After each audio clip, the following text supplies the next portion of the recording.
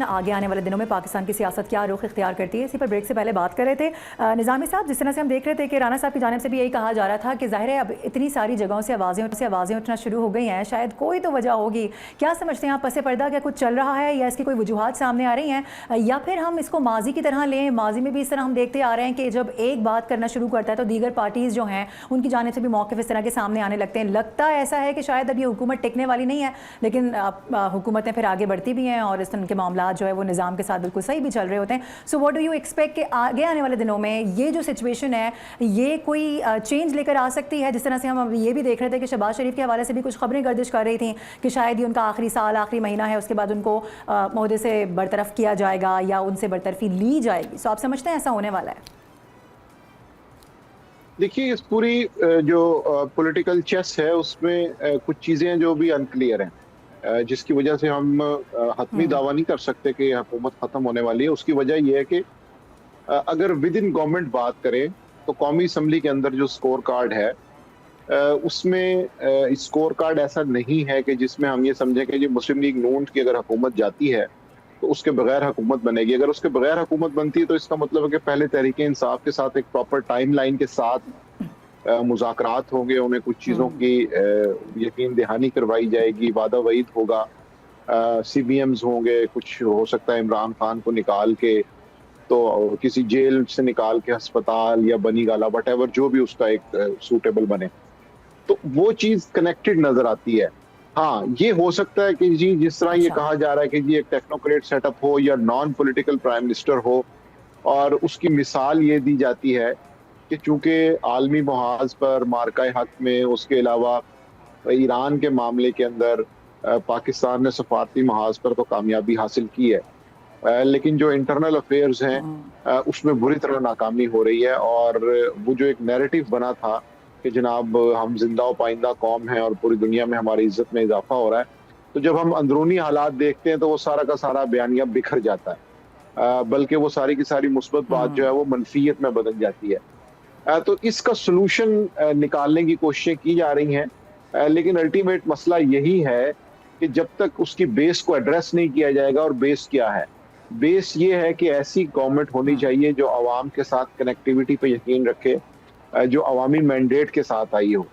اگر یہ دو چیزیں نہیں ہوں گی تو پھر نیا سیٹ اپ جو ہے اس میں بھی 1 سال بعد 2 سال بعد اسی طرح کی آوازیں بلند ہوں گی، کیونکہ ڈیلیوری جو ہے وہ نہیں ہو رہی.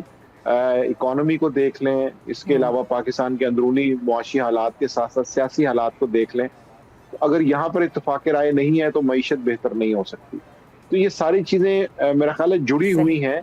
اور اس میں ایک اور چیز جو ناکامی تحریک انصاف کی جانب سے نظر آتی ہے وہ یہ ہے کہ جس طرح ہم نے عمران خان کے دور میں دیکھا کہ جیسے ہی مسلم لیگ اور پیپلز پارٹی کو موقع ملا تو انہوں نے اس وقت کی اسٹیبلشمنٹ کے ساتھ اپنی تلخیوں کو کم کیا اور چیزوں کو ایک ایسے سمجھوتے کی طرف لے جانے میں کامیاب ہو گئے کہ اس سے چیزیں مینج ہو گئی.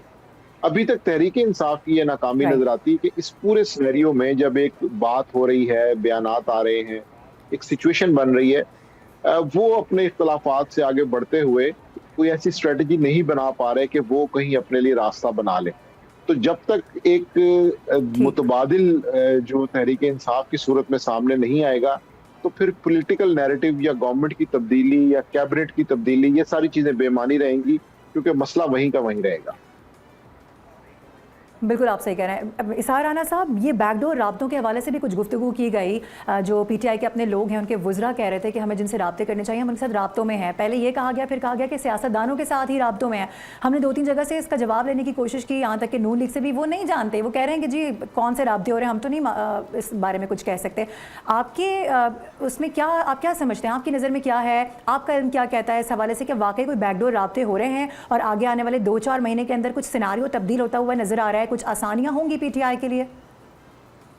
ایک بات تو آپ ذہن میں رکھیں کہ عمران خان کا جیل سے نکلنا موجودہ سسٹم میں ایک بہت بڑا معجزہ ہوتا ہے، اور معجزے روز روز ہوتے ہیں. اس کے پیچھے کوئی سعودی عرب بھی نہیں آنے والا، کوئی امریکہ بھی نہیں آنے والا. اور اسٹیبلشمنٹ اور عمران خان کے درمیان جو دیوار کھڑی ہے وہ ہے نوبل. نہ عمران خان وہ دیوار گرانا چاہتا ہے، نہ न एस्टेब्लिशमेंट। तो जब तक ये दीवार खड़ी है, ये समझे जाए कोई इमरान खान साहब अब बाहर आ जाएंगे, मुमकिन नहीं है। दूसरी चीज ये कि एक एफर्ट अब हो रही है, शुरू हुई थी, कुछ रुक गई, फिर होगी, और ये एफर्ट इमरान खान की रिहाई के लिए या एस्टेब्लिशमेंट के साथ अंडरस्टैंडिंग के लिए बाहर से नहीं होगी, जेल के अंदर से होगी, और वो एक अटेम्प्ट हो चुकी है। और जेल के अंदर से ही कुछ कोशिश की जा रही है कि इस तरह की सिचुएशन बन जाए जिसमें दोनों फरीकों को कोई विन विन सी और को मिल जाए। ये तो मैंने आपको तो सारा साहब वो सिचुएशन किस तरह से हो रही है? मुलाकातों की इजाज़त तक तो दी नहीं जा रही है अभी तक इमरान खान साहब से, उनकी बहनों तक को उनको रसाई नहीं दी गई है, तो फिर ये किस तरीके से इसको प्रिवेल कर सकते हैं? नहीं, वो इमरान खान से मुलाकातों की इजाज़त नहीं है। जिन लोगों जो ये एफर्ट करना चाह रहे हैं उनको तो मुलाकातें हो रही हैं उनकी, और उनकी इमरान से भी, ठीक है। तो मुलाकातें सिर्फ इमरान खान की अपने अजीजों से बंद हैं, लेकिन वो इमरान खान से जुड़े इंतहाई करीबी लोगों की तो मुलाकातें बंद नहीं है। और मैं सीधा बता देता हूँ कि बुशा बीबी ने अब से कुछ दिन पहले खुद ये कहा कि बैरिस्टर सैफ को भेजें, मैं उन्हें मिलना है उससे। अब अगर इस्टेब्लिशमेंट इस बात को पसंद ना करती तो ये बात बाहर आ ही नहीं सकती। ये इस बात अगर बाहर आई कि बुशा बीबी बैरिस्टर सैफ से मिलना चाहती हैं, तो इसका मतलब ये कि इस्टेब्लिशमेंट की भी ख्वाहिश है तो जेल से बाहर बात निकली, नहीं तो ये निकल ही नहीं सकती थी।